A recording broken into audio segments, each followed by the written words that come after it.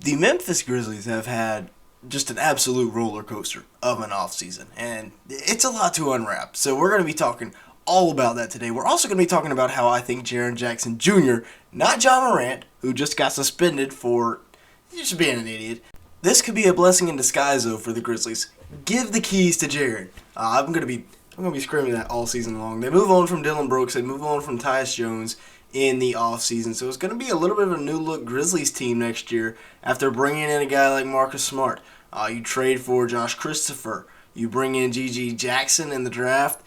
That one's not looking like it's really going to work out, though. And then you also bring in bring back Steven Adams, who was injured for the majority of last year. So that's what we're going to be talking about today, looking at the Grizzlies going into next year and why I think Jaren should be their featured player. So make sure to the like button, stick around for the full video, hit the subscribe button, leave me a comment down below. Odds are you're not subscribed, and it only takes about a second out of your time. It means a lot to me, so just go ahead and hit the subscribe button and turn on the post notifications. Now let's go ahead and get started looking at this busy offseason for the Memphis Grizzlies. Originally, I thought they were going to go out and try to get a wing to replace Dylan Brooks.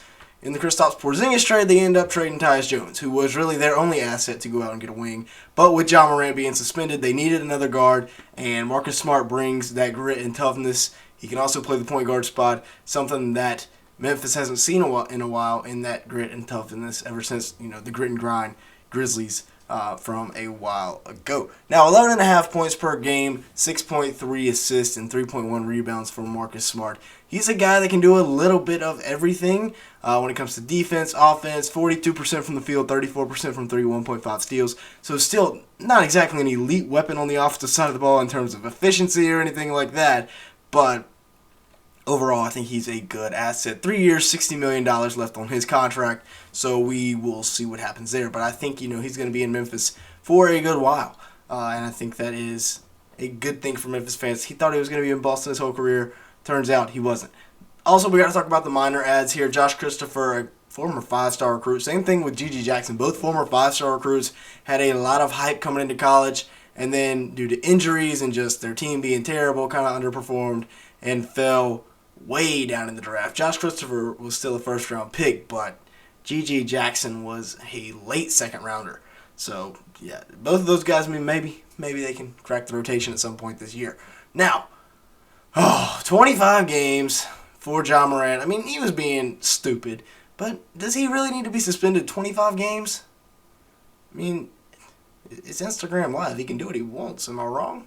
Maybe I'm wrong there, but he averaged 28 points per game, 8 assists, 6 rebounds. I get, he's a role model and all that, but 25 games seems a little bit harsh, especially for one of the premier players in the league. 47% from the field, 31% from 3, 1.1 steals for Ja last year in Memphis. They were a good team once again. Got bounced early, though, by the Lakers. They're usually good without John Morant, but a large part of that was due to Tyus Jones and how elite of a backup point guard option he was. So now it's going to see how well Marcus Smart can fit in with this team, and he needs to immediately. But I think the guy for the Grizzlies should be Jaren Jackson Jr. He will only be 24 years old, and hear me out. This is why I think Jaren's got to be the guy for the Grizzlies next year. They were 10-8 without Jaren Jackson Jr. last year, and they won 50-some games. So 40 and 15 without him. You see the record there, 9-2 when he scores 27 or more points in a game. 18.6 points, 6.8 rebounds, and 1 assist was the stat line last year for Jaren.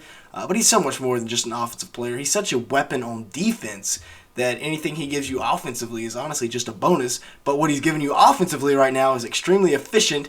51% from the field, 36% from 3, in only 28 minutes per game. So he's not even playing a full 30, 32 minutes like we would see a normal NBA starter playing. 1 steal, 3 blocks for Jaren. I think he has got to be the guy. When he is the centerpiece of the offense, and he's also the centerpiece of the defense, he is really, really tough to slow down. I'm saying let him cook. If I'm Taylor Jenkins, the coaching staff of this Grizzlies team, I'm giving the keys of the offense to Jaren Jackson Jr. for the first 25 games and seeing what can happen. I mean, that's the way the league is evolving. All these 6'11", 7-footers that can do things with the basketball, same as guards.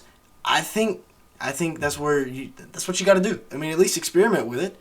Now, the Adams effect. Last year with Adams, the Memphis Grizzlies absolutely dominated the glass. Number 3 in rebounding, number 1 in offensive rebounding, and number 1 in blocks per game. Now, Jaren had a large part to do with the blocks per game, but Steven Adams, the man down in the paint, without him, they slipped down to 14th in rebounding and 18th in offensive rebounding for the portion of the year that he did not play.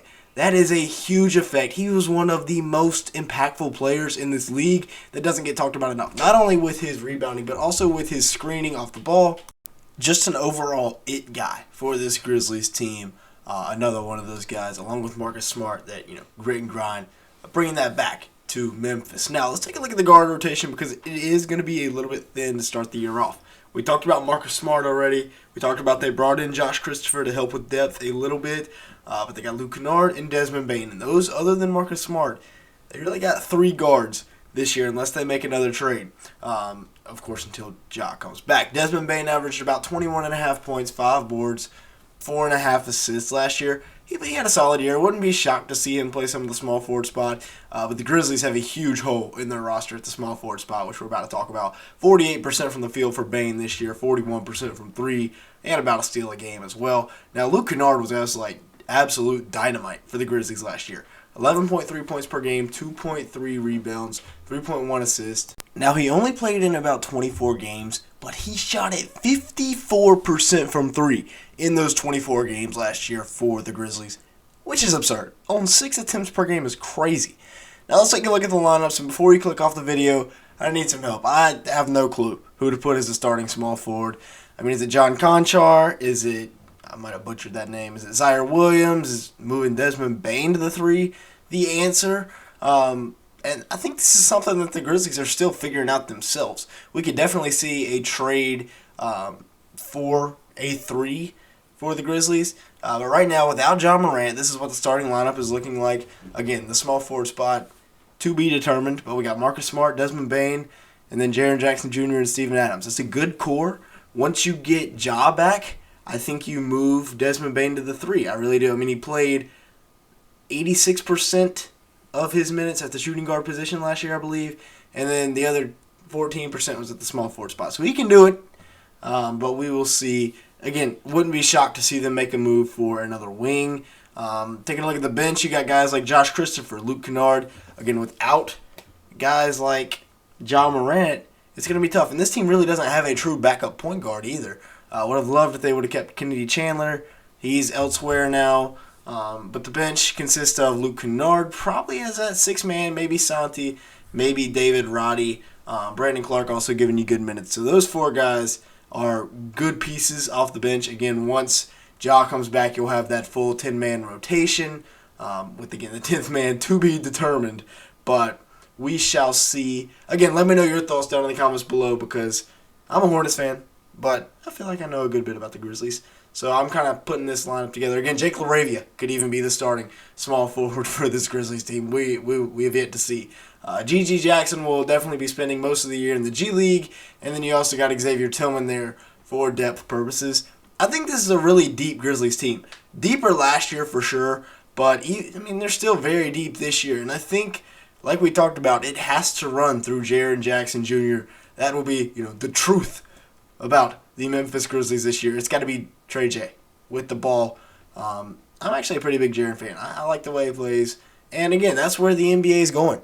6'11", 7-footers that can dribble, pass, and shoot and can also really block shots. Look at the number 1 overall pick and the number 2 overall pick in the last 2 drafts, respectively.